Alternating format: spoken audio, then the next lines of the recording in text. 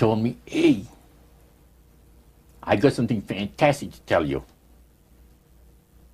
He said, I am affiliated with people that speak with the spirits of the dead. How would you like to talk to the spirit of your dead mother? And I was shocked. I was shocked. He said, you wouldn't be afraid of talking to the spirit of your dead mother, would you? Well, I said, I'll tell you what, I would have to give that some thought, because it's something I never thought about before in my life. Heart Research Center presents A Trip into the Supernatural with best-selling author Roger Morneau.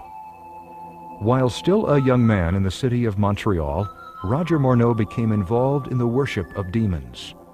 In this two-part series, Roger gives us a first-hand account of his harrowing brush with the powers of darkness and ultimately his divine rescue. Also joining him are Cyril and Cynthia Grossi, the very couple who first pointed Roger from the darkness to the light. Conducting this exclusive interview are Dan and Karen Houghton of Heart Research Center. Let's now join the Houghtons and Roger Morneau as we together enter part one of A Trip into the Supernatural.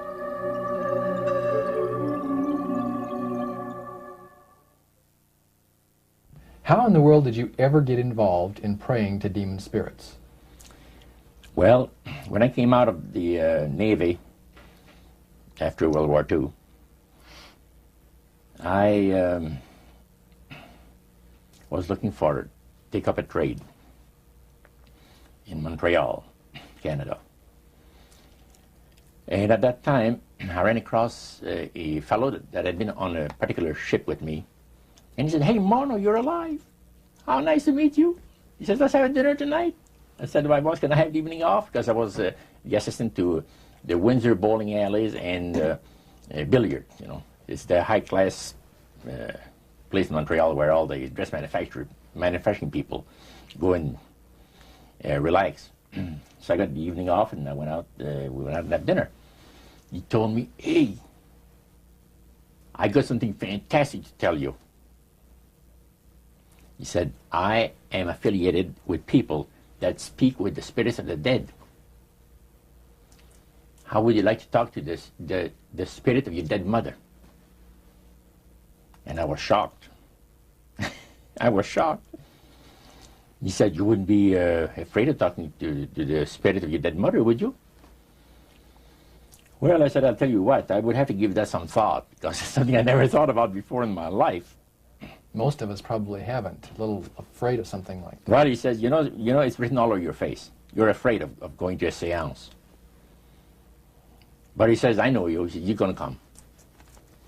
And then he started telling me how brave I was when I was aboard ship, you know, different things. He says, you're not the same man. You've changed. You're chicken. That's all I needed to hear. I said, when do we go to a seance? So one Saturday evening, we were in the place. It was the very first time. Very beautiful place. The medium was a lady. She had a gorgeous new home in Montreal. And there were about 20 invited guests there, which I was one of them. And she communicated with the spirits for different people there, and telling them what the spirit said.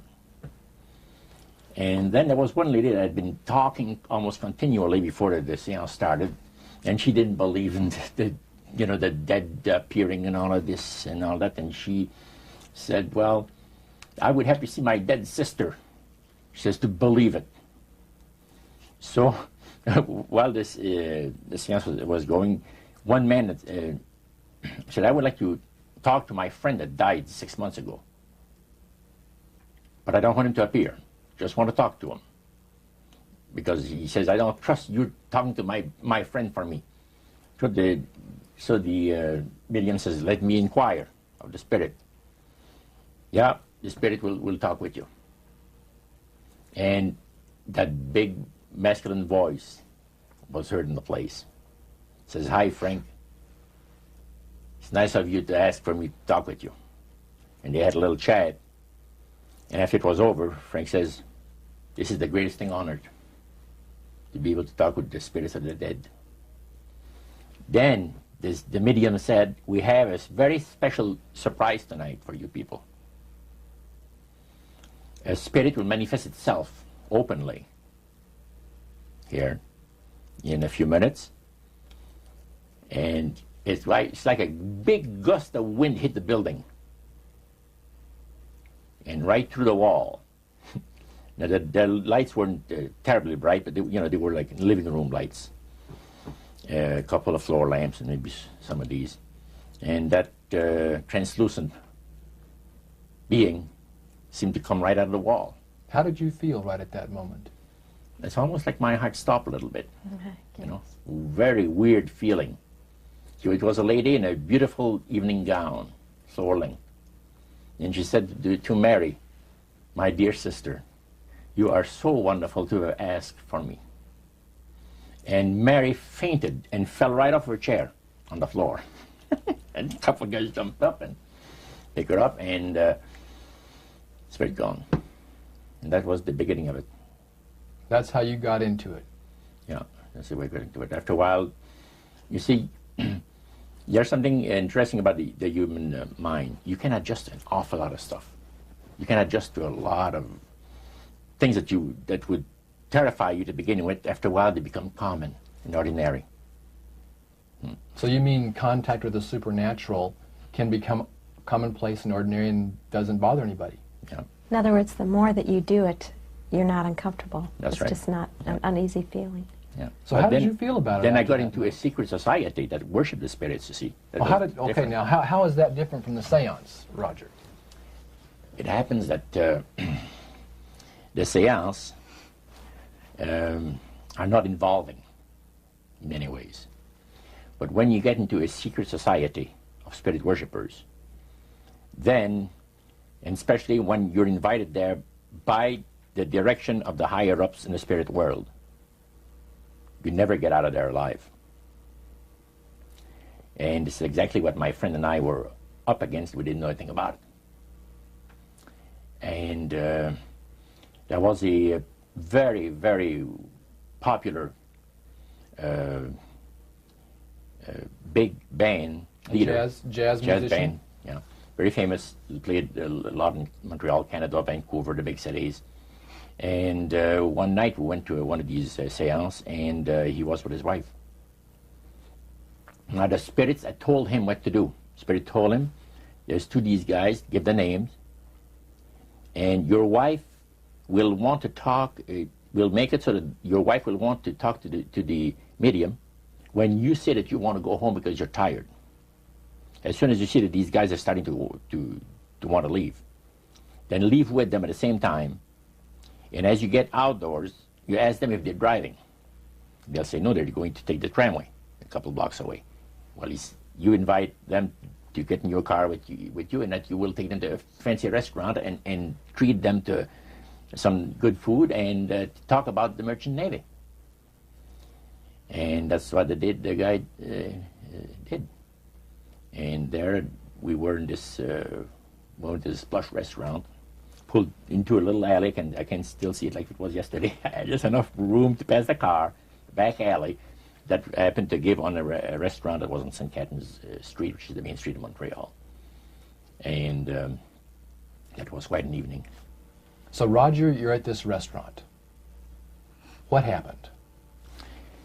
Well, after we were seated, in entering there, the place was just full, packed tight. But there was a couple of tables against a wall that had a reservation sign on it. And the owner of the place recognized the band leader and came and said, good evening, and you gentlemen want a table. So you're one of the reserve people. So we sat there, and we had our favorite alcoholic beverages, you know. And as we talked, the band leader says, how long have you fellas been involved with sorcery? And he shocked us a little bit, and I said, exactly what do you mean? Well, he said, you know, what you people are doing, talking to the supposed spirits of the dead. He says, this is silly. And this man had been at the seance with you. Yeah, oh yeah. And he's telling you that it's silly what you've just done. Because see, my wife, he says, goes to the seances because she gets comfort and she gets something good out of it, good feeling out of it. And she lives for what the spirits are going to see that the future is going to be like. To me, he says, I can't bother with this stuff. He says, I want power. I go right to the source of power. And he says, how do you think that I became famous the way that I am? Well, I said, you must have had some good luck. Well, he says, there's no such thing as good luck. He says, there's either some power working for you somewhere, or you don't get ahead in this world. Not in my type of occupation. So it went from there. We got talking about spirit worship. Did it intrigue you? Or did it make you want to find out more about what exactly he was talking about? Yeah. So he said the supposed spirits of the dead that you're talking with are demon spirits. They're fallen angels. They're beautiful beings. Just set it out, just like that. Oh, yeah. It didn't make you uneasy when he said they were Well, just it shocked you a little bit, something that you first hear mentioned to you. He said, you guys have got a great future ahead of you. Because we've been told, the high priest of our society, secret society, has been told that the master has very special plans for you too. Now, what did he mean by the master? Satan. And we were interested to hear more about it. And he told us, he says, look, we worship spirits. We worship Lucifer and all his angels. They're just as beautiful as they did before they were cast out of heaven. He says there was a misunderstanding in the whole thing, he says, among the inhabitants of the galaxies. And he says our master was misunderstood. And God did not bear with him like he does with people that make mistakes today. So we're in a warfare, good against evil. And we happen to be the evil ones, but we're not that bad. He says, I look at this business between the forces of good and evil. He says, you believe in one person believes in God, and everyone believes in Lucifer. It's like politics. So the great controversy is real. And you've heard someone talk about it that's on the other side. And to these people, they are sold to the fact that Christ will not return to this planet with power and great glory. He's going to abdicate all claims to the planet, because the high priest once said that Christ will abdicate all claim to the planet because he knows that it is lawfully and rightfully Satan's. And at that time, he says, Lucifer, you mentioned Lucifer a lot of times, but he mentions Satan also. He says, the master, usually they like to talk about the master will resurrect his people from the graves. Now, George is telling you all this, or the high priest? George. Okay, when the evening wound down, and you're putting a cap on all that, you guys had consumed some alcohol. Yeah. And did you feel like that there was kind of a one-shot deal? You didn't know if it ever happened again? What happened after that? He said, no. I said, listen, guys. He said, I like to have you, he says, meet some of our people. What about next week, Wednesday evening? I'll pick you up at your place, and you're invited to one of our services. Services? Like a church service? Yeah, something similar like that. It's a testimonial to the spirits, how the spirits have blessed your life. So, when we left there, I said to myself, this guy is half drunk. I'm not going to hear from him again, But it was true. Wednesday night came, he was there with his big Lincoln, step in, and we went to one of the most beautiful area of Montreal. And the place was a mansion. Now, a mansion is usually very large. We'll call this a small mansion. It was beautiful. Most beautiful place. Yeah. Roger, your friend George took you and Roland to this mansion where people worshipped the demons. Mm-hmm. What was it like there? What kind of people were there? Well, it was a big surprise for me, as I kind of made up in my mind an idea that they were going to be rough-looking characters. But as we entered the place, I was amazed to see that they were all very well dressed, well mannered, and that a lot of the people, as we were being introduced to people, were professionals, doctors, attorneys, a lot of business people. And see what they had a praise session to the gods, which is the spirit counselors, which are in charge of legions of spirits, of demon spirits. And they talk about what the Lord of their lives has done for them, because they call on particular spirits, like the god Nehushtan, which you read in 2 King about.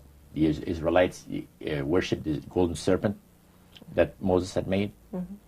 Well, behind the spirit worship, behind that, they were worshipping the serpent. They were actually worshipping this spirit Nehushtan. And the same spirit Nehushtan is, the priest was telling us, that the medical doctor that was telling us how he was making operations that had never been made before, because people had to be awake, yet have no feeling. He was able to, carry on the surgeries that had not been done before. Mm-hmm. But the spirits would give that capacity to be able to operate without people feeling any pain and things.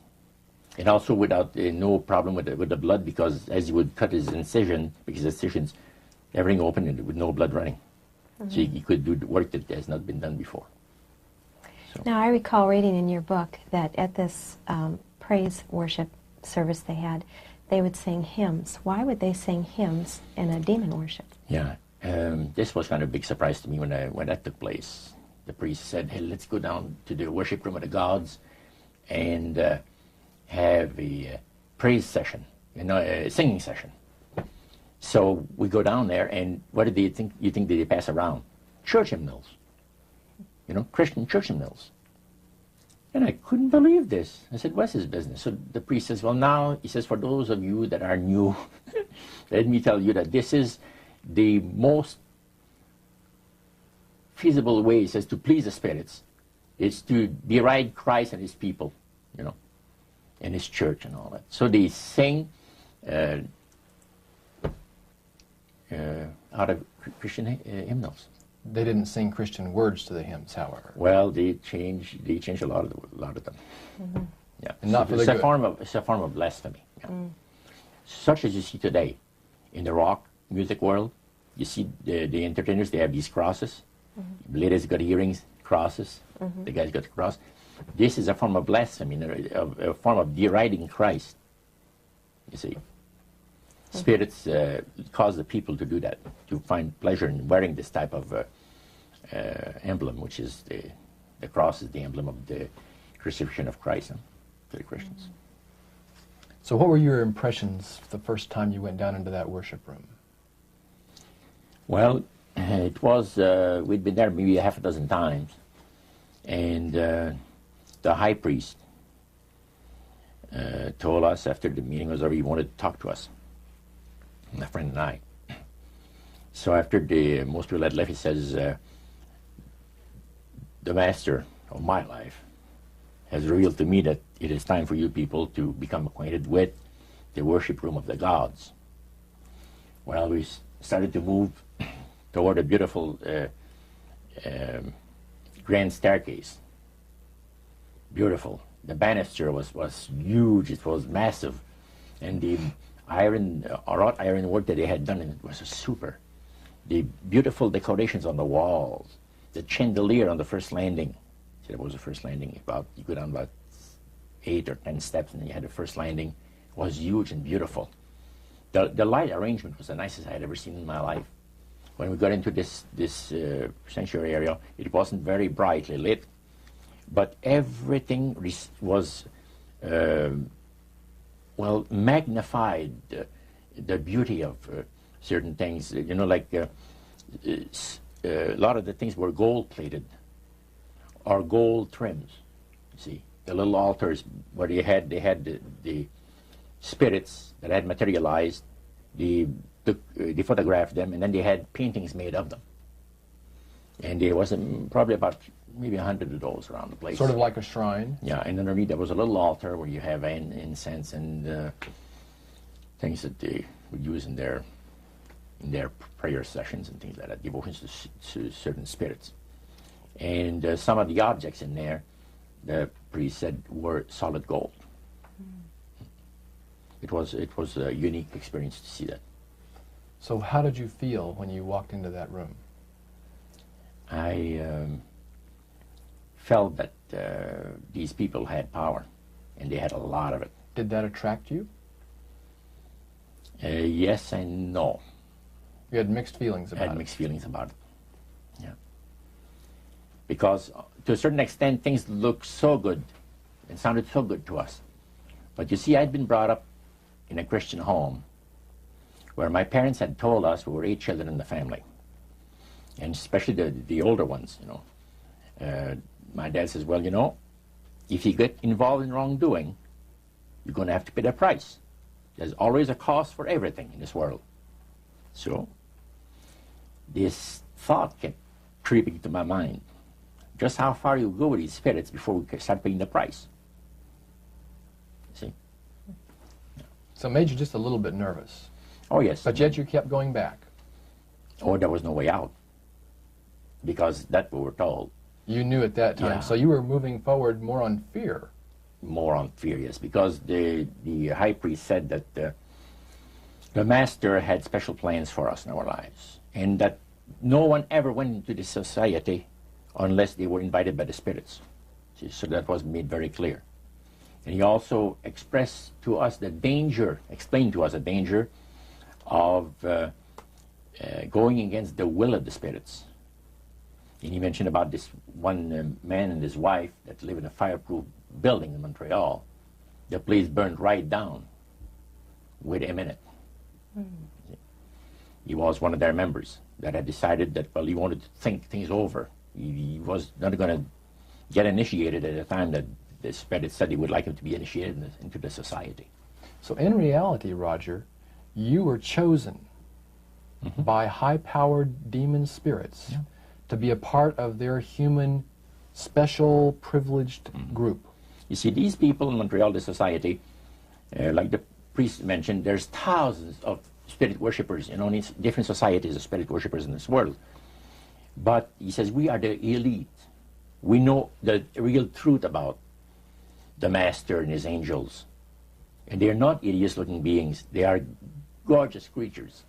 And from the paintings that they had on the wall of the walls of that worship room, they were unique beings. Especially there was a painting full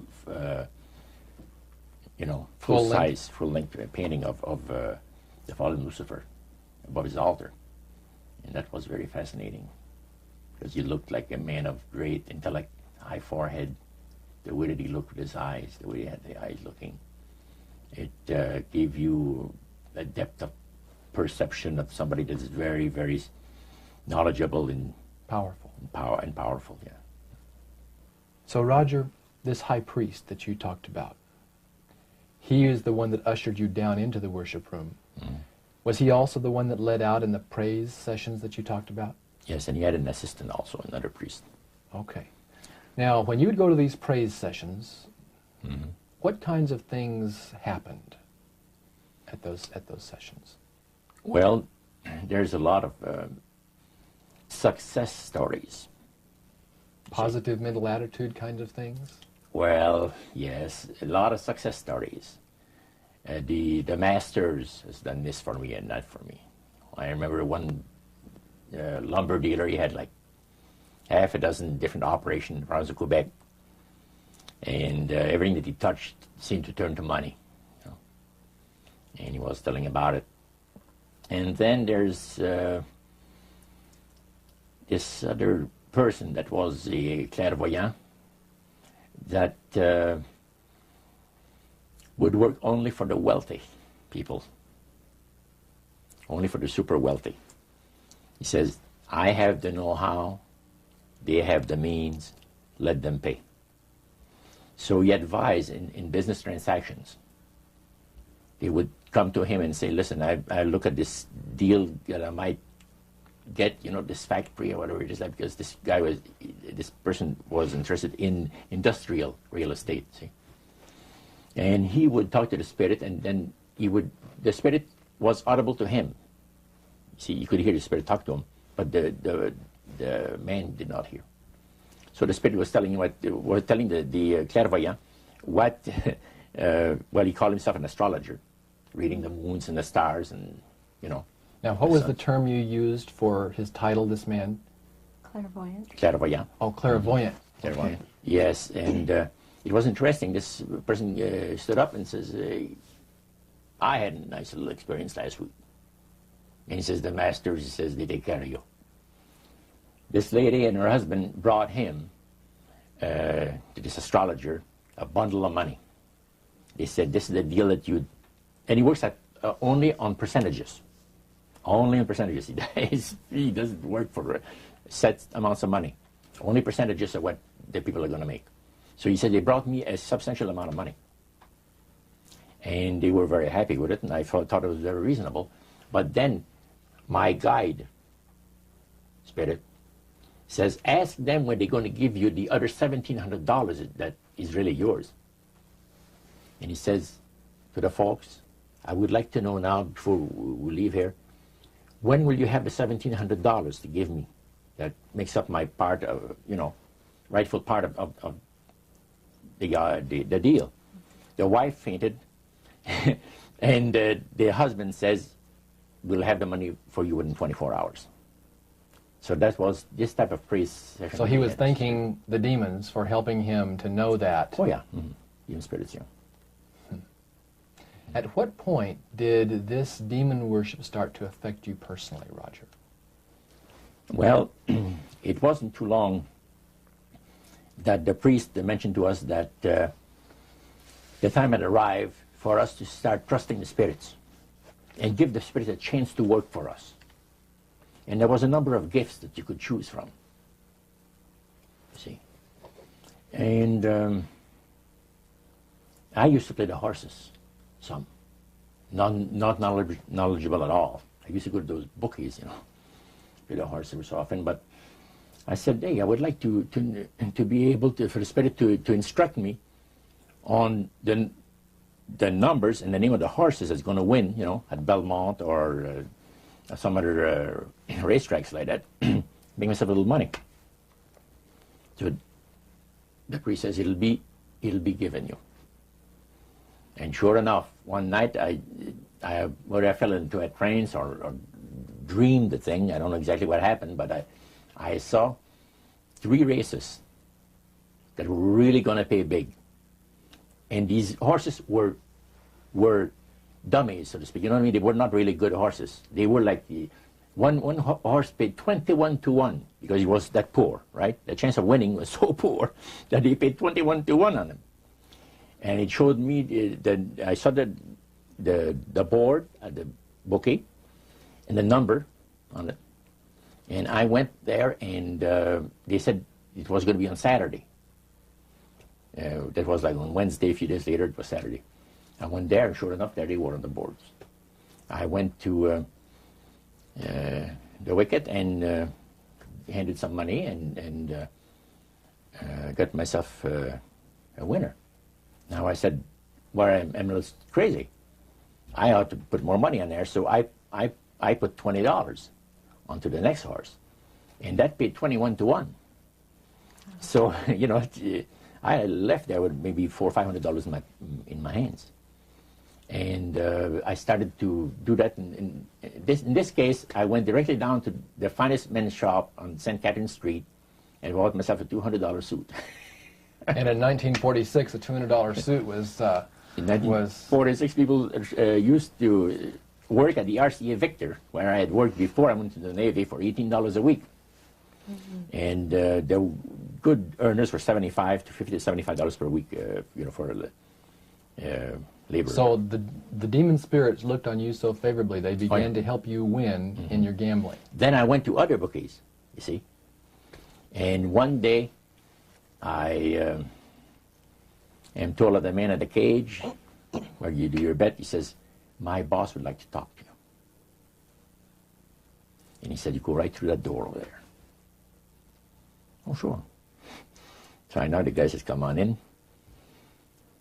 The guy's sitting behind the big desk, smoking the big cigar. So he says, you're Roger. I says, yeah. He got up and walked around me. He said, you don't look that smart. I said, what, sir? You don't look that smart. He says that you could pick horses that are winners when they're supposed to be losers. Where do you get your help? What do you mean help? I'm not getting any help. I just happen to go and... Oh, no. We've been watching you here, he says, for a number of weeks. And you always leave here with some of our good money. And I'll tell you, buddy, if you want a list of all the bookies in Montreal, I'll give you a list of them. But he says, I want you out of here. And don't show up again. Because somebody's going to put a... You know what I mean? I said, okay, sir, I won't be back again. So it's a tough business to be in gambling. So even with the spirit's help, it was tough. Yeah. Well, it's stuff he's going to shoot you, yes. Yeah. The high priest would say a number of things to you when you were in these praise services, and you went to a number of them over a period of time. Mm-hmm. Talked about the issues of the great conflict. You've already touched on that a little bit. I want you to follow up on that a little bit more, Roger. Some of the things that you wrote in your book, Trip into the Supernatural, sounds a whole lot like what we as Christians today know as the Great Controversy. Mm-hmm. What were some of the things that he told you there? Well, he says that there's a great controversy going on between the force of good and evil, between Christ and Satan. And they always praise the great master, Satan, as a super intelligent being that he is, beautiful to behold, and if he ever appears to you, you won't be able to look upon him because it'll be too bright. It'll just ruin your vision. The high priest said he was in Chicago, and the Spirit appeared to him and said, Morneau and his buddy, George, has invited them to the service, and the fellow that is in charge while you're away says that he's going to wreck all the work that the spirits have done for the last few years to get these people into the society. So the high priest, which is in Chicago, picks up the phone and calls, and the spirit appeared to him, and he said it was the angel was so bright that he could not look upon him. And he says after he picked up the phone to dial, he couldn't dial the phone because of the fact that his vision was so terribly blurred by the light, the beautiful light of the bright being. And he asked dial 0, and the operator came on, and she had to, dial for him. And they talk about many, many things in regards to, who's going to win this conflict. Any discussion about fire and brimstone? Yes. He says, the Bible people, talking about the Christians, they read in the Bible that, we're all going to land in a lake of fire and this and that. So that's baloney. He says the conflict is going to end peacefully. Christ is going to realize that you might as well abdicate the rights of this planet, take his few people on with him to his planet in the center of the galaxies, and we will be left with a master who will resurrect all his people that will be as numerous as the sand of the sea. See? And the master will rule forever and ever and ever. A happy people. And he named some of the people that's going to be there. I don't want to mention the names because they're known to history. Yeah. So that was quite impressive. Did you always feel, Roger, that these people were telling the truth? Oh yes, yeah. They really had things down straight. But I was not satisfied with the answers. And there was something, and I understand now it was the Spirit of God saying, hold back, fellow. Hold back. And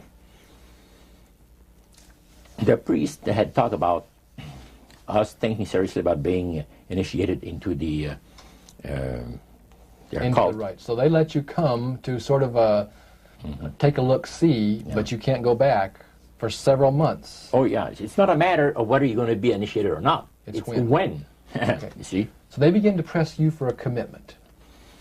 So the priest said, "Look, fellas, I'm not going to pressure you into anything, okay? But I want to show you what the spirits can do for a devoted servant."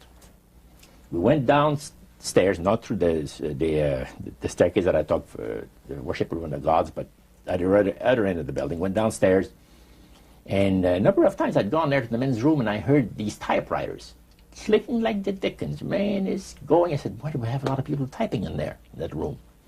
Well, we went there that evening, and he knocked, and the man says, "Come on in." And there was all those typewriters moving along by themselves, typing at the speed that I'd never seen before. And not only that, the high priest says, "I want to show you something clever." So he says, "Follow me." So we went around the table. There was like 2 long tables, and they had about 10 typewriters. And he says, "Now notice that the typewriter types to the right, then doesn't go back. It types back to the left." Isn't that something? I had never heard of things like that before. He said the spirits are doing the work. And he introduced us to the man. And the man is a lawyer. And he said, "How much money did you make last year?" Oh, he says, "It's in the 6 figures." You see? So this lawyer had a business in the building that housed the worship room. Oh, yeah. And he had a whole room full of typewriters. Yeah. And he put paper in there, and demons That's typed. all he did. Put typewriter paper in there. It was And what came out? What was it that came out? different briefs for court cases. And so he would sell these to people? Oh yeah, Okay. he had this service to the legal profession, And the high priest was the United showing States and Canada. So the high priest was showing you this to give you an idea about the kinds of blessings that you would That's receive? right. Yeah. But after you left that typewriter, the room where the lawyer was, they tried to draw you into a commitment by getting you to make a public profession. Tell us about that. Well, they have a super beautiful resort in the Laurentian Mountains, which is north of Montreal, north of Saint Agathe. Saint Agathe is a famous name there in Montreal. Montrealers, because they all go Saint Agathe or north there, you know, the summer home and that. So they had a big resort up there for their people, you know. It was a closed society. And they had on October the 30th, Halloween, is that? October 31. 31, last day of October. They had what they call live animal sacrifices. I don't know what it is, but they did. We could never find out. By the time that the Lord pulled me out of there, I had not yet found out what it was. So you have this intrigue involved in there. And you talked about three very unique services that I attended there that sit on my mind forever. One was entitled Christian Idolatry. Another one was entitled The Super Deception of a Glorious New Age, which actually applies to the New Age today. And this was 1946 that we're talking. And then the other one was Satan's Great General Council of the 1700s. And Mr. The things that I heard there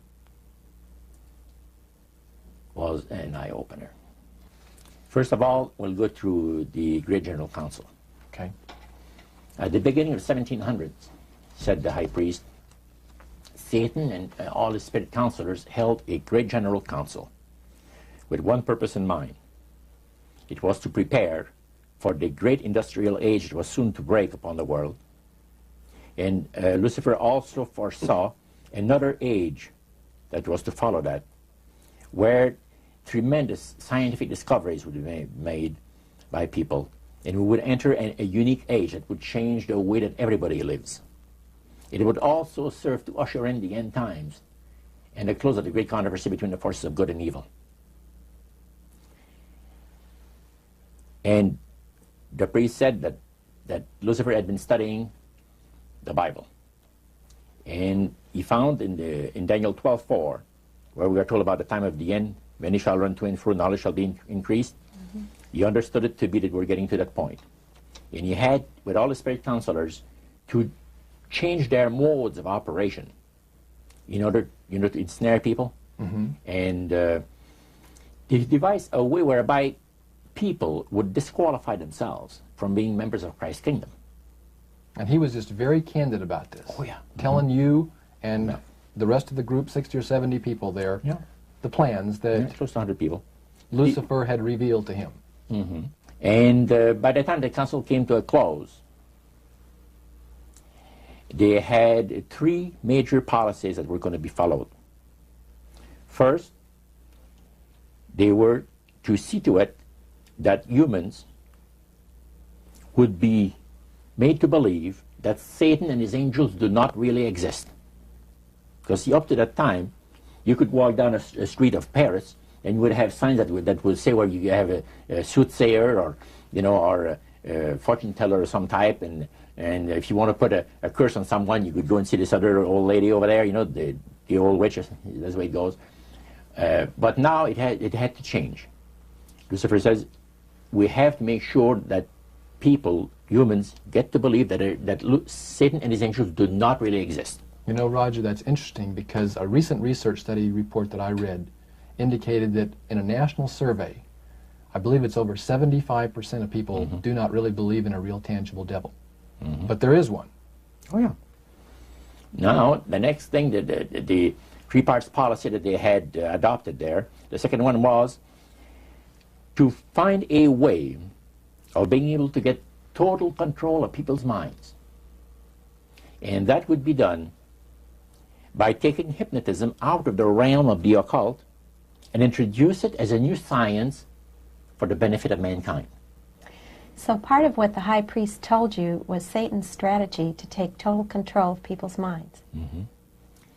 They felt that by taking hypnotism out of the realm of the occult and introducing it as a new science for the benefit of mankind, they could then use people of great renown, educators, people of capacity, that would do great things, such as supposedly regress people in time to former lives that they had.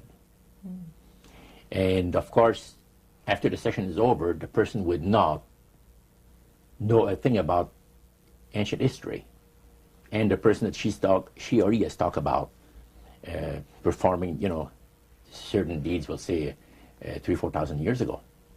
But this was their strategy. Now, what this would do for the thing is this, that it would create in the minds of the general public, solidly set in the mind of the general public, an unwavering trust in that great deception.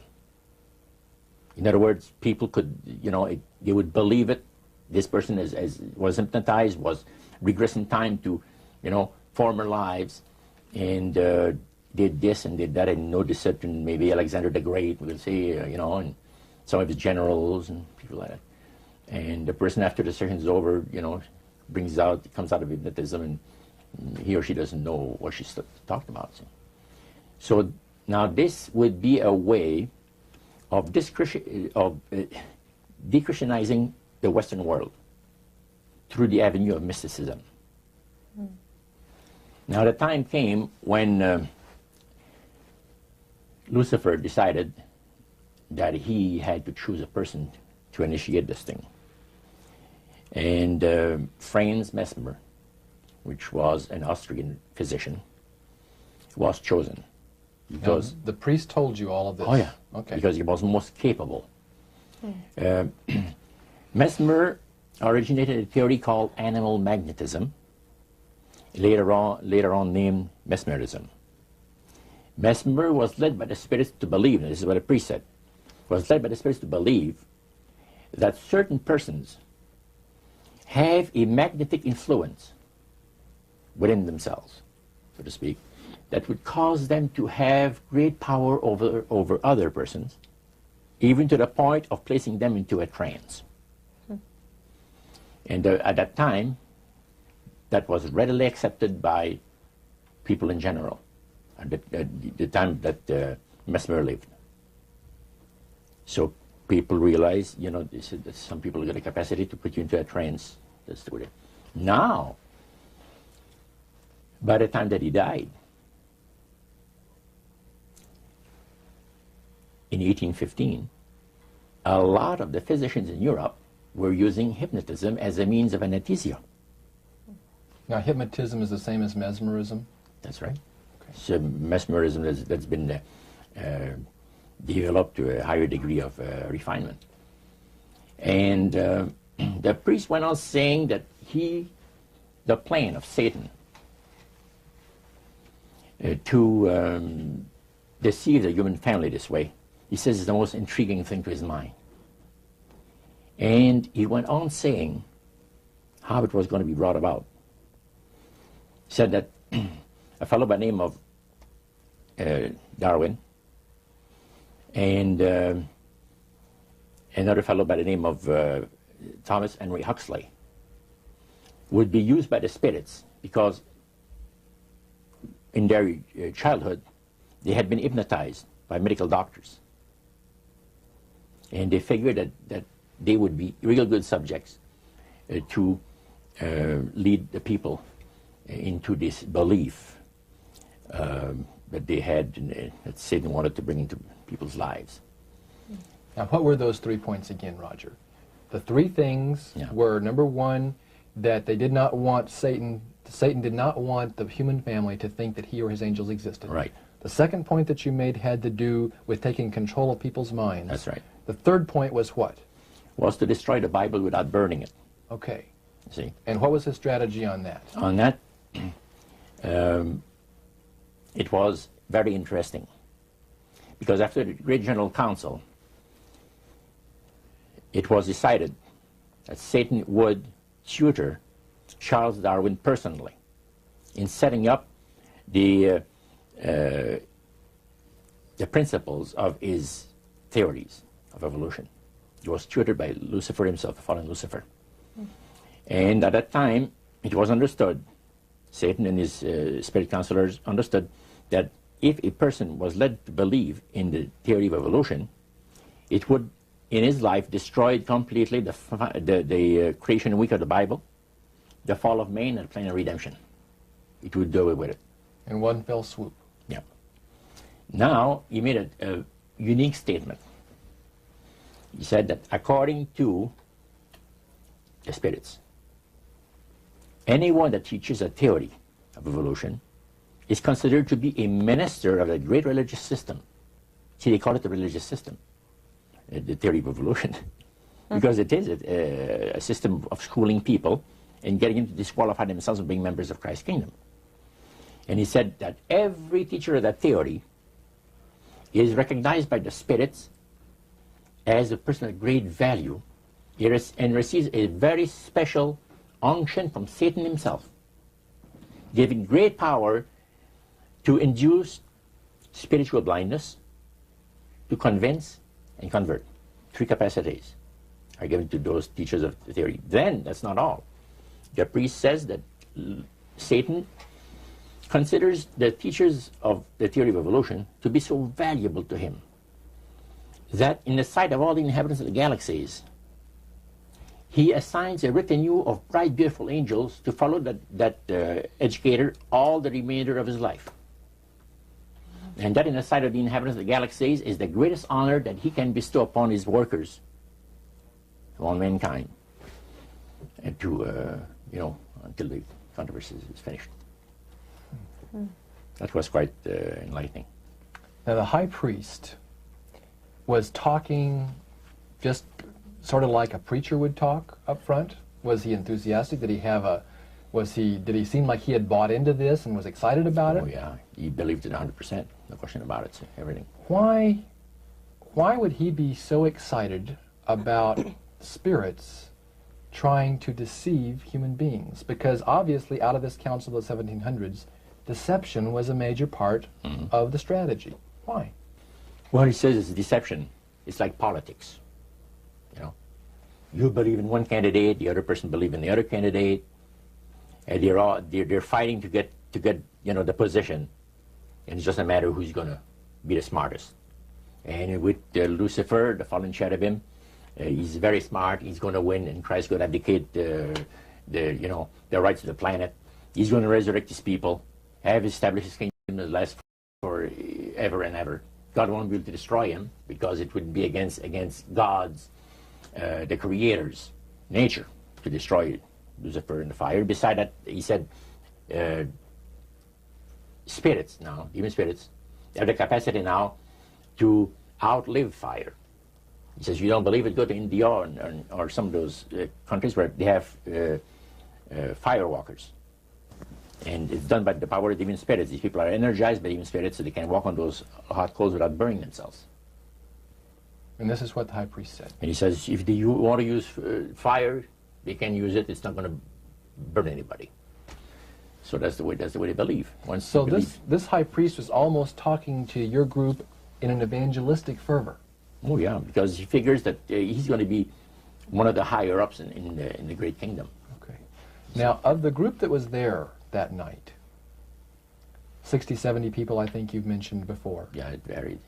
How many of those were people who were hardcore members, and how many of them were new inductees? Well, we were the only two youngsters there, so to speak. You and your friend. And how old were you at that time, Roger? I was about 20. 20 years old. Mm-hmm.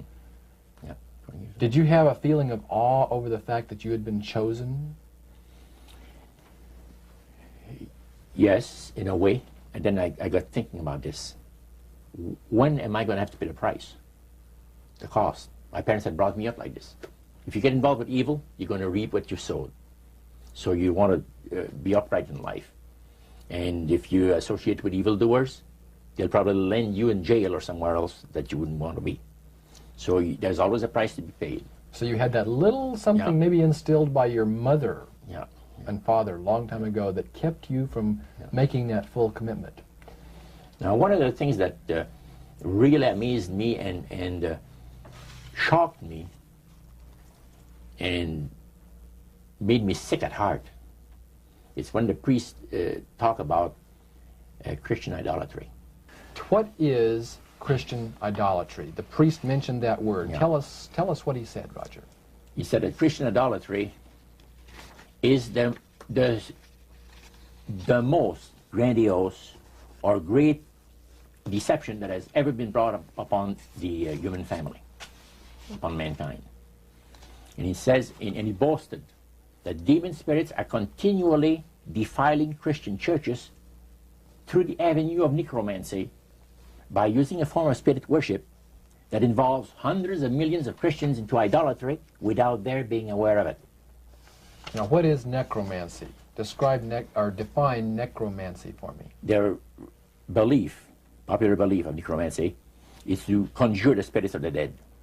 So that you can speak with someone who has died. Right. Like the seance that you originally went to was the practice of necromancy. Now, the priest says that the super deception is brought about in only one way. Through the deceptive belief that man has an immortal soul that lives on after death. And he said that constitutes idolatry through necromancy. So he says there are hundreds of millions of Christians that are practicing idolatry while they think they're glorifying God. See? Because they believe that the soul is immortal. Yeah. They may not be talking to the supposed spirits of the dead. Oh, yeah. Contrary to popular belief, necromancy does not consist of conjuring the spirits of the dead. The reason being that man is totally mortal and does not possess an immortal soul. So who are they talking to? He says the friendly demon spirits that have always found over the centuries great delight in impersonating in apparitions departed loved ones and persons of great renown. Now, friendly demon spirits. Friendly demon spirits. Are there more than one kind of demon Oh, yeah. spirits, Roger? Well, there's three main divisions, and then there's divisions within those divisions. You have the friendly demon spirits that seem to have the finesse and the refinement, and they're not upset about what happened when they were thrown out of heaven, from what I gather. Then you have the warriors. They like to bring misery and destruction in the lives of people. Then you have the oppressors. The oppressors are the real wicked spirits that hate God with all of their, the Creator with all of their might. You know. So he went on explaining. He says, now, necromancy is in reality a belief, a religious belief. People believe that the dead have entered into a higher state of existence than they had when they were alive. Also that they are in a position and have the capacity to help the living here on earth. See? Then he said, he says, this is where things get really interesting.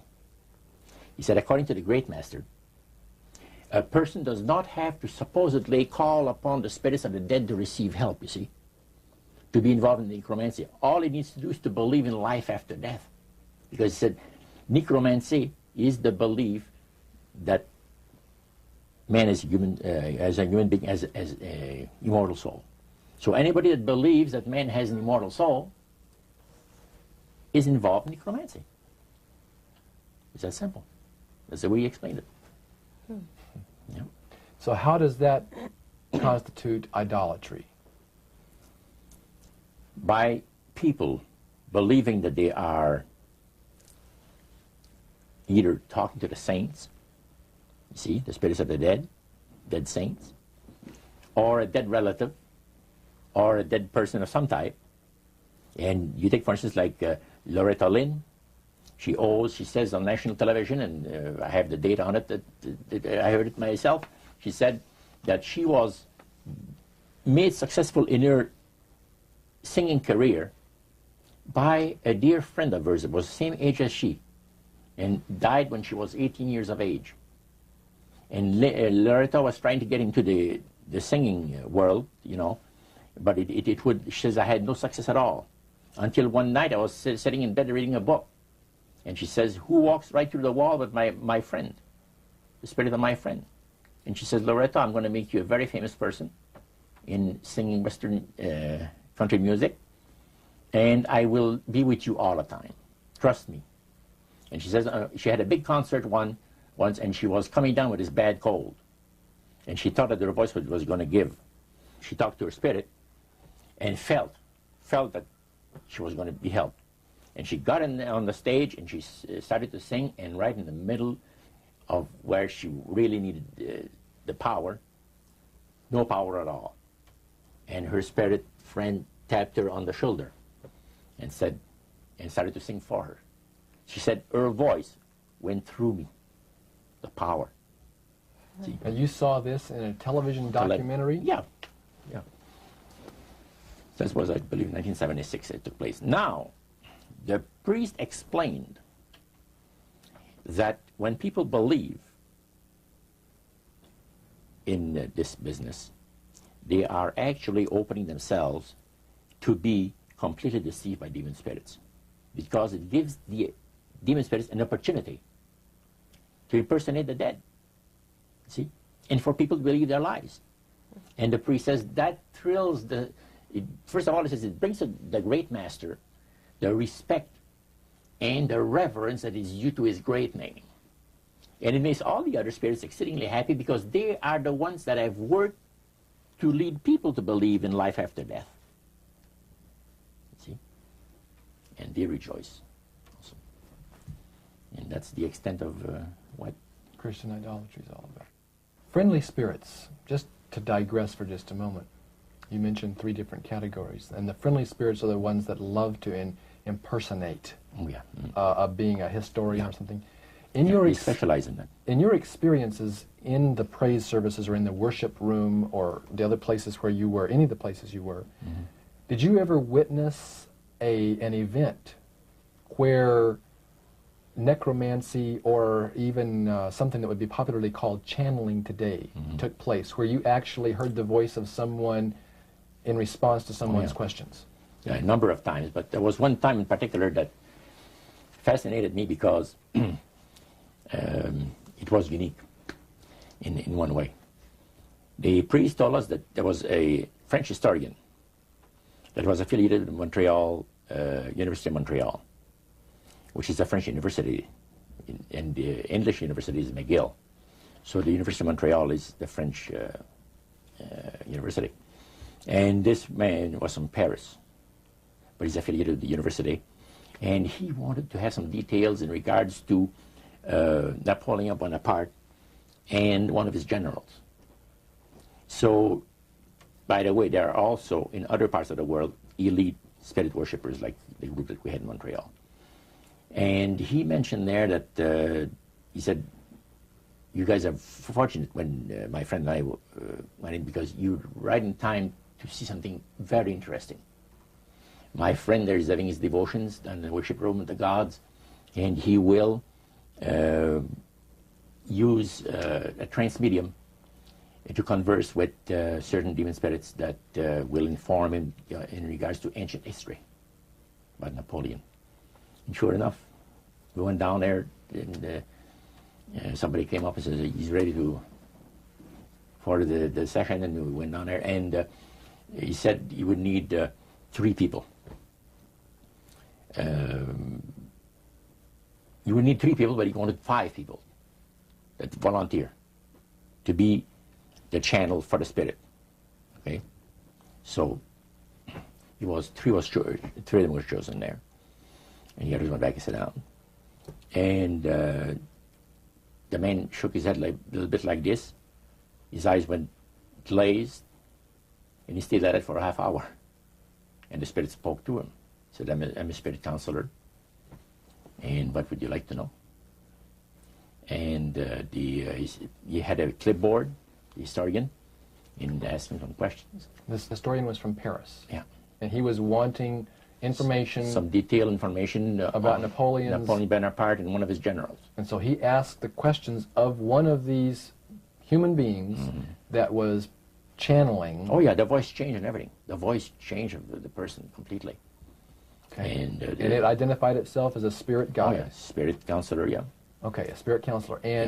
And then proceeded to tell him all the events that he was asking, Yes. answer his questions? And there was a certain question that was asked, and the spirit counselor said, I will have Lord Remy and Lord Alphonse duplicate, in other words, the dialogue that had taken place. Oh, and the two other drama. Yeah, a little and the 2 other men fulfilled what he was looking for. But the one thing that interests me is the mayor of Montreal, Camillien Hood. During World War II, at the beginning of the war, he was very controversial when in regards to the war effort. He would tell the French-speaking boys not to go into the armed service, you see, because you're going to go and shed your blood for the British, you know, and we're their servants, so to speak, and all that, and he didn't want him to go into war, and they put him in prison. He was jailed for the length of the war for this. Now, the man said, I would like to have you tell me, to the spirit, to give me part of the speech that was given by Camillien Hood on the steps of the Montreal City Hall on a certain date. There are different versions of what has taken place, and you, Lord, would know the exact one. Now, the mayor of Montreal was still alive. Was still alive. And this historian is asking what was actually said at a speech. Yeah. Okay. The spirit counselor said, I'm sorry, I can't help you. All of my activities and my people have taken place in Europe. However, after my departure, our departure, other spirits will come and help you. And sure enough, the guy vibrated a little bit, and he's back, and he said, boy, how long? He said, 20 minutes, you've been used as a channel. So they, again, the spirit entered into him, and the spirit said he was a spirit counselor that could give him the information that he was looking for. So, again, it was given verbally, and it was the voice of Camillien Hood. Now, how did you know that it was the voice? Well, because of the fact, you see, I was a youngster in those days, just about ready to go into the army. And Camillien, we used to listen to the radio. We had no television in those days, so it was only radio and read newspaper. And all the speeches of Camillien made and all of it was on the radio all the time. And in those days, they had no tape recorders, as we have now. So Camillien would have to go to the Canadian Broadcasting Studio, where they made a record, a real phonograph record. And then they played it over and over, for the rest of the day. So you listened to those as a teenager before you went into the Army, so you knew his voice. So I knew his voice really good. So I said to George, he was sitting next to me, he said, "Isn't it amazing?" He said, "If you think that's amazing, wait," he says, "until the spirits impersonate one of the departed people that you know, personally, like an uncle or a brother or a sister or something like that." He says, "That is unique." But that's the way it was. You are able to reproduce a voice, man, and the just to perfection. The spirits are exceedingly proud of this, because, and this also was right up my alley. The priest said that as the times on this planet gets more and more difficult, and calamities of all kinds are striking the planet more and more frequently, demon spirits are going to impress people with the importance of Sunday sacredness. Roger, when I was a teenager back in the 1970s, I remember a song that came out talking about the age of Aquarius. Mm-hmm. And since then, we've seen the development of the New Age, and I wondered if back when you were involved in spirit worship, if they talked about New Age at all. Oh yes, it was a big thing that was coming up. One of the major deceptions of the last days. And the priest told us, we talked quite a while, and then he said, "Could I have a little bit more of your time? I want to do something very fascinating." He says, "The grand plan, the Master's grand plan for harvesting the nations, for harvesting the multitudes of the earth into his cause, just before the close of the great controversy between the forces of good and evil." So we continued, after we expressed ourselves that we're deeply interested to know more about the activities of the spirits. And he said it's going to be done in a unique manner. This grand plan is going to take people are going to eat the stuff. Because he says demon spirits will declare themselves to be inhabitants of far distant planets in the galaxies that are coming to warn the inhabitants of planet Earth of the impending destruction of the planet, unless something seriously proper is done to avoid it. And he went on saying that they will claim to have out-of-body experiences. Are you familiar with out-of-body experiences? I've read about them. In other words, so there's some persons are supposed to be able to, they believe in their immortal soul. Astral projection. Yes, right. Goes into different parts of the world and sees things and come back, and then they write all about it. I've heard of that. So, due to the fact that the millions of the earth people believe in people having an immortal soul, it has to be readily accepted when the spirits will, through a trance medium, converse with influential people of the land, you see. Now, what is a trance medium?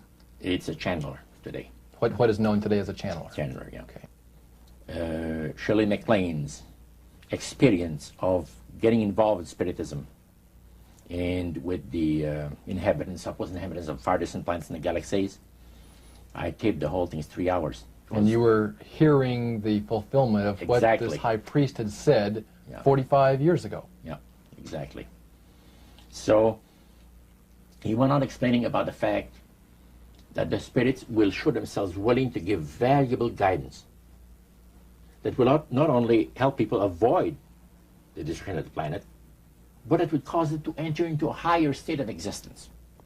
For instance, he said the spirits will promise, and this is a big word, promise, that if their recommendations are followed carefully, they will usher in a glorious new age of peace and prosperity, and there'll be, there'll be no more wars. There'll be no more famines. There'll be no more people getting unhappy with one another. Neighbors will love neighbor, and social unrest will not take place no more. It'll be there'll be perfect happiness for 1,000 years. That's what the Spirit is going to promise. And Almost like the Garden of Eden created all over again. And now we find that a lot of preachers are preaching the great age of glorious new age of victory over wars, victory over social unrest, victory over famines, and victory over all kinds of. And he used the words New Age to describe what was coming. It would be a glorious new age, yeah. And this is exactly what the movement is all about today. And he went on and said, as I said earlier, that as life on this planet becomes more and more difficult, and calamities will strike the planet more and more frequently, the spirits at that time are going to put all their effort to impress religious leaders, to bring before the masses of the earth the sacredness of Sunday. See? They will teach Sunday sacredness.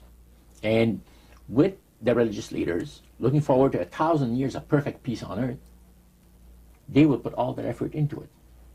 Then laws will be passed by governments.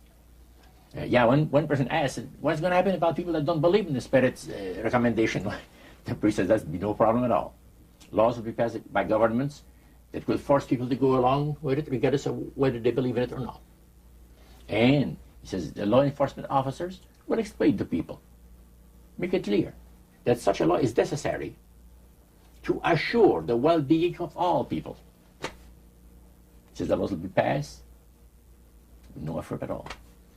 And then he went on and he said about the fact that the venerability of the sun, which in ages past was such an irritant to the Creator. All these great nations and other nations, the smaller ones, were all involved in sun worship. And in those centuries, the Creator found that teaching of worship of the sun to be a terrible irritant. And he said, it is going again to take place, but not in worshiping the sun, in remembering Sunday to keep it holy. He made a statement I would never forget. He says, by the observance of the day upon which the master, Satan, has placed the unction of his authority and power, he receives homage, regardless of whom people claim to worship. Isn't that something? So, can you understand now why I had 28 Bible studies in 1 week and started to go to church on Sabbath? And I never missed since until I became sick. The issue of a day of worship came up in that meeting. Was Sunday the only day mentioned? Well, you see, the priest mentioned, yes, about the fact Satan has chosen Sunday as his day. The Creator has chosen the seventh day of the week. Lucifer has chosen to call his day the first day of the week, Sunday. See? And regardless of what people claim to worship, worshiping God, the Creator, by observing that day, that particular day, they are bringing homage and respect. Now, at that time in your life, you were 20 years old or so. Had you ever heard of a Seventh-day Adventist? Never in my life. In that meeting... They didn't talk about Seventh-day Adventist. They talked strictly about Adventist. Well, they just talked... But they did... The word Adventist was mentioned. The priest was telling us that necromancy, as I mentioned earlier, is the belief that the dead have entered into a higher state of existence, etc. And he says, for centuries, friendly demon spirits have worked diligently to establish and uphold in the religious convictions of all people the belief that man has an immortal soul. See? Then he boasted about the fact that the master was so smart and that he had deceived the whole world, even in this age of great scientific knowledge and understanding. Then one person put his hand up. And that priest says, yeah, yes, we want to say something? He says, what about the Adventists? You can't count them to see regarding the state of the dead. And I got a question. What about, how come that they can't be brought under the great deception? The priest said, you're right. I apologize, says here, I made a mistake. When I said that all the millions of people living on the face of this planet, everybody, you know, was honoring the great master. I forgot the Adventists. There's so few in number when you figure the billions of people, I didn't even think of mentioning them. So I'm sorry. Then he says, secondly, the reason why they can't be brought under the great deception, let me explain about it. Now he said, my next statement is going to upset some of you. But what I'm telling you is the honest truth. It is factual. It's reality.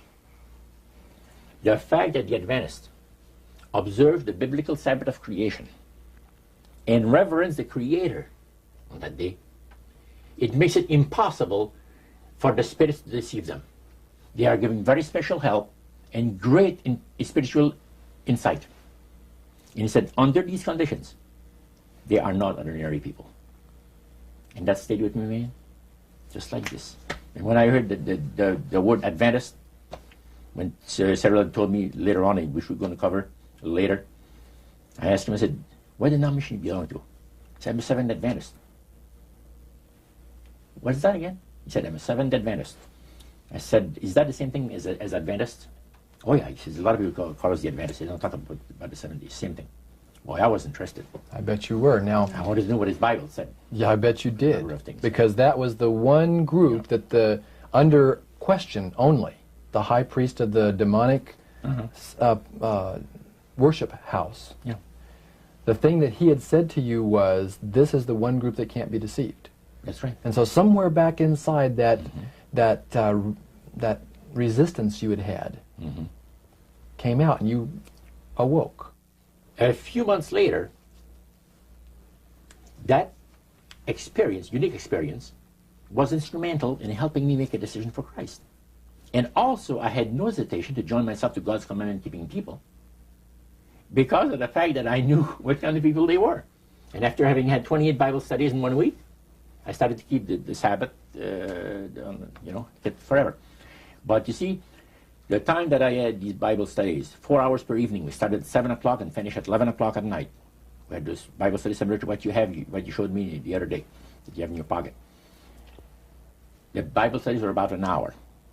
There were questions, and then you looked at the verses that they gave you in the Bible, and you had your answer. It was so fantastic. And the Spirit of God was really ministering to me the graces of redemption. Every moment of all those Bible studies was precious.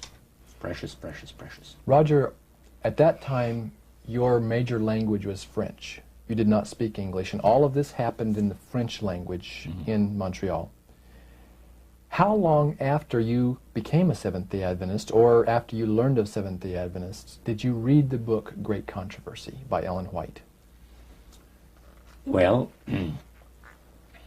I joined the church. I first had the Bible studies in October of 46. In April of 47, I was baptized into the church. In September of that year, Hilda and I got married. And the French church in Montreal gave us, as a wedding gift, the Conflict of the Ages series. And I had not read the Great Controversy up to then. But then you read it. Yeah. And what went through your mind when you read the book Great Controversy, thinking back on the experience you'd had maybe just a year or so before? That's right. What went through your mind? This person is inspired. This person has got knowledge that nobody else has on the face of the earth, except, the Spiritist that I was mentioning, because it's so unique. Well, I find it very remarkable that they were willing to share the strategy that Satan is working on with this group. Of course, their plan was that it would never get out. That's right. Under seal of death. That's right. Their plan is that you don't have to worry about saying anything about the Great Master. Because as soon as anybody strays some, the spirits will tell the high priest right away what's taking place. They did with my Bible study by Wednesday night. I started on Monday and Tuesday. By Wednesday night, spirit counselor appeared to the high priest and says, you have one of your defectors. He says, that Morneau guy, you're going to get rid of him. Because he's out there studying the Bible with the Adventists, the people that the master hates most on the face of the earth. And the high priest almost had a heart attack. Because he said, I kind of like you. He said, that's what he told my friend. Because I didn't see him after that. But he told my friend to try to convince me to go back, to spirit worship. Roger, you were 72 hours away from making a full commitment to the elite spirit worship. Mm-hmm. How did God rescue you at that strategic moment? Well, I'll tell you, I should really go back a couple of weeks in time. As the high priest had talked to us about the advantage of getting initiated in the society on the 31st of October, that night I came home, went to bed, and I couldn't sleep till about 3 o'clock in the morning. Because I had all of this experience of the supernatural I'd gone through for so many months now, and my Catholic upbringing that I've had, and questions about God. Now I knew there's a God, because the Spiritist made me well aware of that. But I was in a state of terrible unrest. I could not have slept. And without even giving it a thought, somehow, I said, as I was laying on my bed, I said, if there's a God up there that cares for me, help me. That's all I said. Next thing I knew, the alarm clock rang. It was 6:30. It was time for me to get up and go to work. At that time, I had changed employment. I had taken a course in embroidery for the manufacturers of ladies' dresses in Montreal. There's embroidery companies that makes all this, the piping and the sequence work and all of this, fancy designs, sure, ladies' dresses. And that's where I was working at the time. You were just 72 hours away, as Karen mentioned a moment ago. You had prayed, without even realizing what you were doing. God was about to rescue you in a very special way. Tell us about that. What happened that Monday morning? Well, let's go back to the Friday. Okay. Previous to that. I was working for a Jewish firm. And the bosses, one kept the Sabbath, and the other didn't.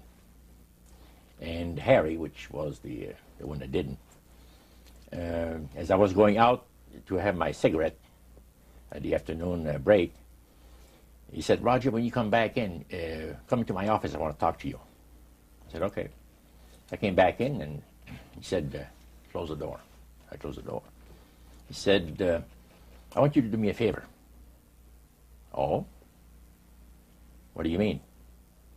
Well, I'll tell you what. He said, you notice yesterday or a couple of days ago, there was a fellow here that I showed around the shop. And, yeah, I said, yes. Well, he's going to be starting to work here Monday. And he's not just an average guy. He's a Christian, but keeps the Bible Sabbath.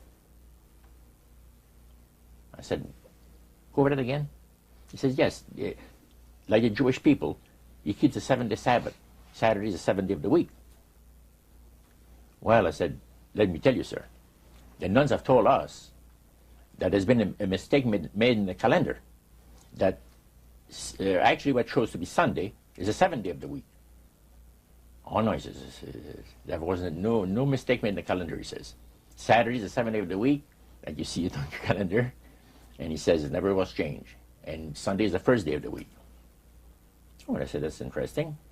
I said, I'm going to have to go to the library and check this out.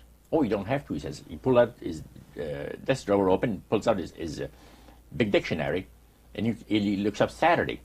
And it said the 7th day of the week. And he looked at it on Sunday, and he said, the first day of the week. Okay. Well, I said, that's pretty interesting. Now, here's what I'd like you to do for me. I'd like you to, first of all, I'm going to have this man work next to you, on the machine next to you. And don't tell him that I want to know what denomination he belongs to. You got to be very tactful. You have all the time in the world, even if it takes a month, he says. He says, I tell you what, he says, it's the craziest thing. He says that I've been thinking about this guy, and I can't get him out of my mind. about this, the fact he's a Christian and keeps the seventh-day Sabbath, keeps the Bible Sabbath. And he said, you know, I got more important things to think about than stuff like that. So he said, I want to find out what denomination he belongs to, and I just did. I said, why didn't you ask him? Well, he said, no, I wouldn't do that. That's too personal. Okay. So he wanted you to ask him and find out for him. Find out and not let him know that, you know, the boss was interested to know. So Monday morning came, and the new fellow came in, and the boss introduced him to the people. There was about maybe 50 people working in that plant. And he said, Cyril's an accomplished embroiderer, and we'll be very happy to have him here with us, and, you know, made a little speech. Then he walked him to his new machine, and he says, Roger, meet Cyril, and I shook his hand, and we started to work. And it was not more than about 20 minutes that I was working that my machine started to skip stitches. So what happened? You have to stop and back up where you were. And I was working on sequence. In other words, the sequence come up. There's a row of thread behind it. They're all set up, and it's on a spool. And then the needles put them in there. And when it skips, you got to stop, back up, start over it from where it left off.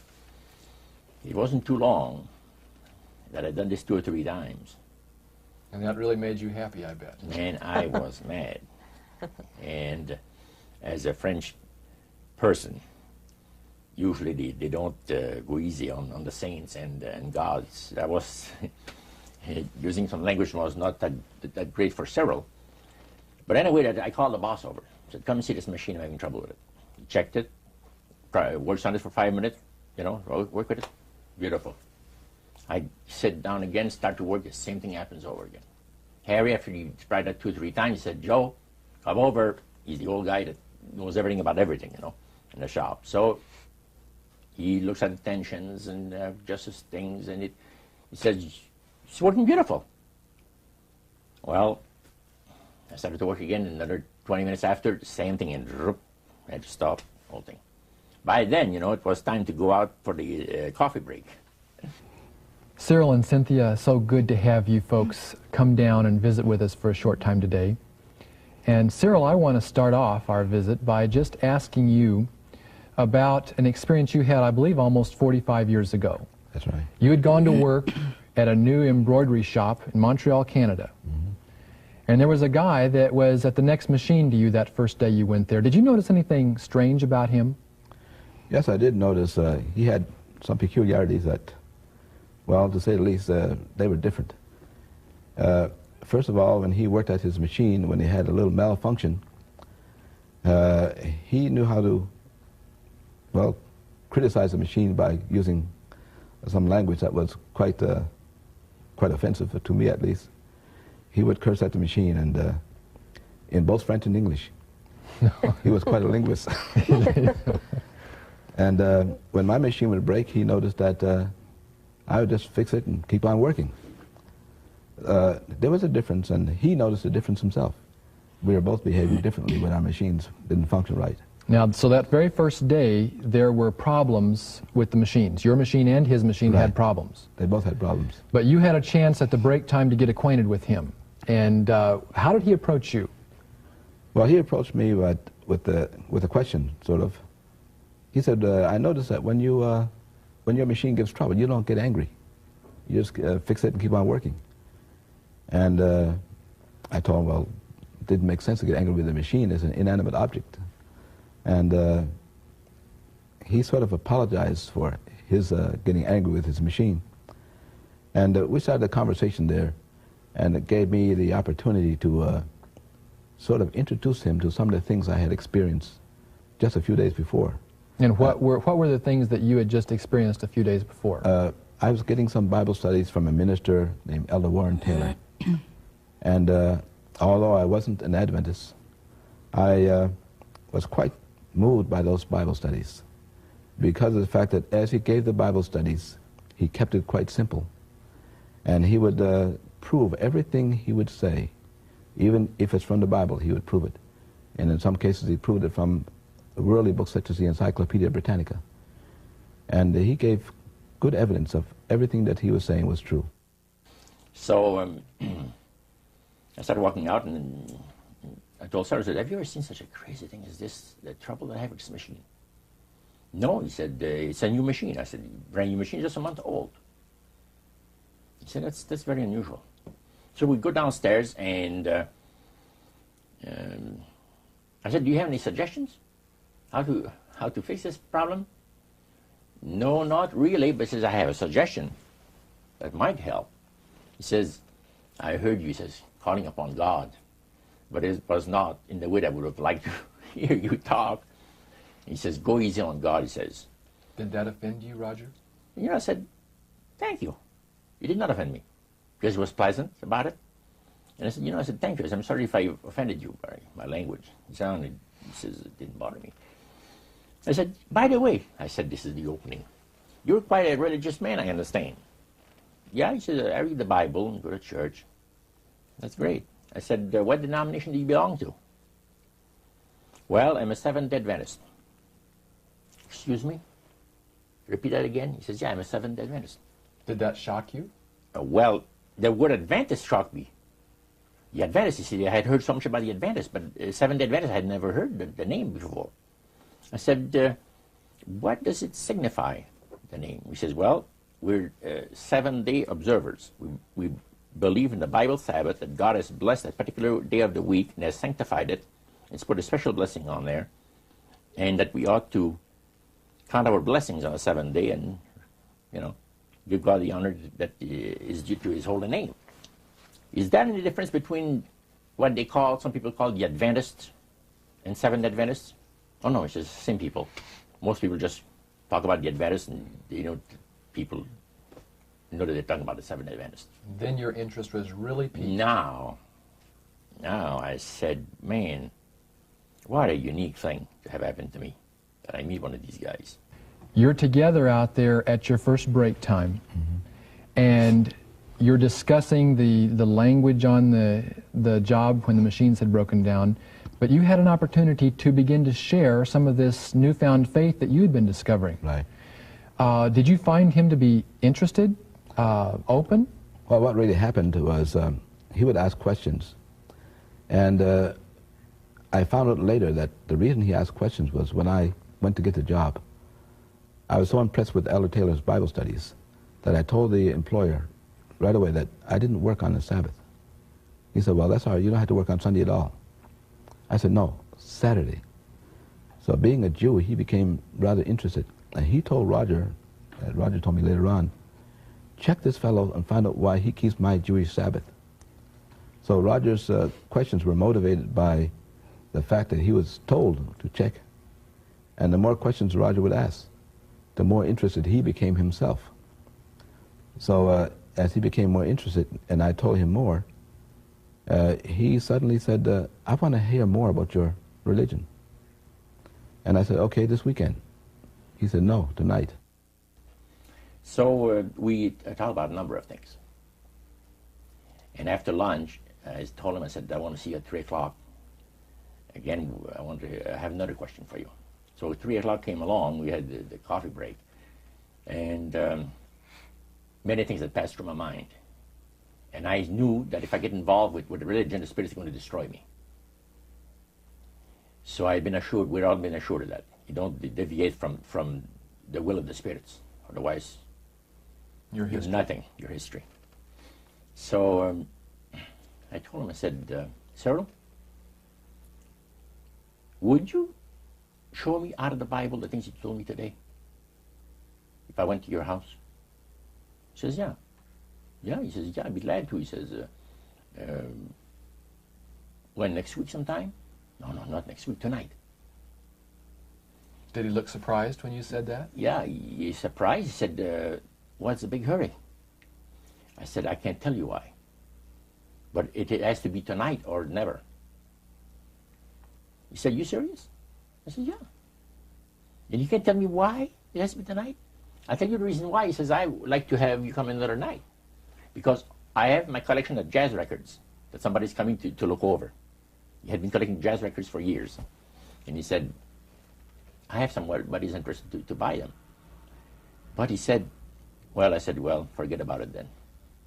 And he said, man, He said, you really mean what you say? That you want to see these things in the Bible? I said, sure. Okay, he says, come to my place 7 o'clock tonight. Give me his address. So that evening, 7 o'clock sharp, I rang the doorbell. Did that startle you? It startled me because it was fortunate I had 28 Bible studies for busy people, something I just bought. And I ran home, Cynthia and I were married at this time, and I ran home and I told Cynthia, we have to give some Bible studies because this fellow's coming tonight. So I went through the first couple of Bible studies as quickly as I could and got myself familiarized with them. And we got all ready, and sure enough, he came. And we sat in that room, the room that we talked about that burned, and we started those Bible studies. And he was very interested. Cynthia, that first night that you had your Bible studies with Roger, how many studies did you actually do with him? We did 4. On the first night? On the first night. We started promptly at 7, and as we went through, with everything in detail, in full detail.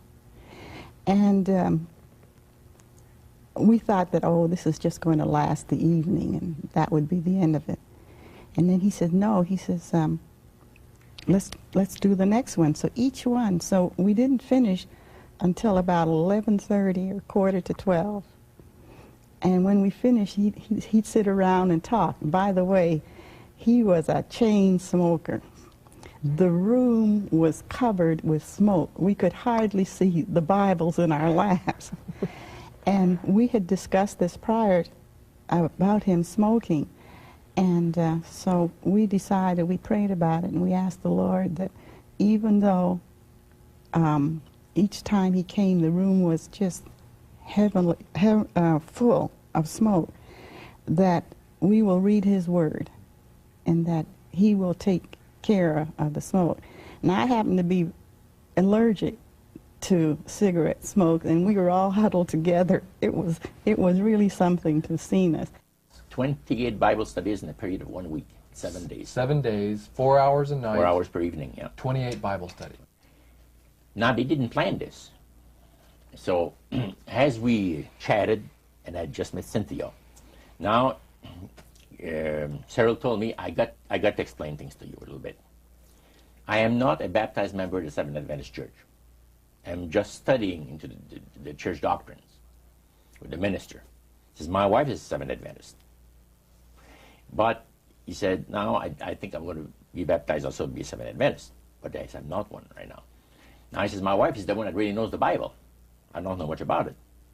And I think that she's got the right study for us tonight. He says, it'll take about an hour. Can you spare that much time? Oh, I said, evening is yours. Well, she had a set of Bible studies that were entitled 28 Bible Studies for Busy People. That was the title of the series. She pulled one out and she says, now, we could see here, there's the different questions. The first one was on the Word of God. And she read the question and said, then we can find the verses in the Bible that gives us the answer. And the next question, she said, would you like that? I said, beautiful, let's go. So Cyril was sitting next to me with his Bible because he was able to find where it was. I had never opened a Bible in my life, never. So, because I never had access to it, let's put it this way. And that's where it started, on the Word of God. After the Bible thing was over, he says, well, did you find it interesting? I said, most interesting, very interesting. I said, what's the next study coming up? Well, he said, the next study, Daniel 2, prophecy of Daniel the prophet, 2, on the world events, predicting the different great world empires that were to come into existence in times ahead. And I said, really? That's very interesting. I said, how long would that one take? Oh, she'll take about an hour. She says, you have between 20 to 25 questions, he says, So I said, let's have it now. Oh, wait, she said, no. She said, when could you come back? I said, why come back? Did she look surprised? She looks very surprised because she looked at her husband. And he looked at me. And I said, hey, you guys like the Bible or are you getting tired? No, we like to study the Bible. I said, let's have another Bible study. It's only 8 o'clock, you see. And at that time, you were a smoker, weren't you? Oh, smoker. You can say that again. I was like a chain smoker, you see. And when I had accomplished something worthwhile, I used to reward myself with a cigar 2 or 3 times a week. And this is what the love of God, the power of the love of God operates in the lives of those that the Lord is trying to bless, and in the lives of those that are bringing the blessing. Now, this did not take place. First of all, we kept on studying. We had 4 Bible studies that evening. And when it came to 9 o'clock, we had Daniel 2 over with. I said, what's the next Bible study? And she said, well, the one that we're going to have, will you come on the weekend? Could you come on the weekend? I said, yeah. I said, I can come on the weekend. What is the title of it? She gave me the title. I said, man, that's interesting. It's only 9 o'clock. Let's have it now. So Cyril looks at her, with very surprised look on his face. And Cynthia, she looked at him. And I said, what's going on between the two of you? It's like you have a conspiracy that says that we're not going to study the Bible, this guy, more than an hour or 2. But she said, let me be honest with you. Our minister, Pastor Taylor, has been giving us instruction on how to give Bible studies. Because Cynthia says, I never have given Bible studies. And we really wanted to know how to give Bible studies to people that ask us the reason of the hope that is in us. And he's told us exactly how to do it. You have 1 Bible study per week. If the people are exceedingly interested, you could have 1 in the middle of the week, another one. But never more than that. And she says, we've already passed our quota. So the reason, Roger, for their hesitancy was not the fact that you were blowing smoke in their face. Oh, no. It was because they were trying to follow the instructions that their pastor had given, and you were asking them to break all those rules. That's right. Do you think they could sense your urgency? Several, and Cynthia told me later, yes. They said there's something very unusual about this man, Cynthia told her husband, because they went to get water, and to get me a glass of water, and she went in the kitchen to get something else, whatever it is, and she said, what do you think of him? And Cheryl said, there's something very unusual about this man. He said, he wants to study the Bible? Let's study the Bible. We won't tell about Elder Taylor. Let's not say a word to Elder Taylor. We're going to ruin the whole thing. You're going to keep it a secret. Because the minister had said, you give people a spiritual indigestion, and they'll never want to open the Bible again. You understand? But this shows that there are some times when someone's appetite for it is so strong that you have to follow the leading of the Holy Spirit. The Holy Spirit, that's it. And they had prayed about this thing. Now, Cyril had told his wife, this man is coming for Bible study at 7 o'clock tonight for a Bible study. And he smokes. He's a smoke fiend.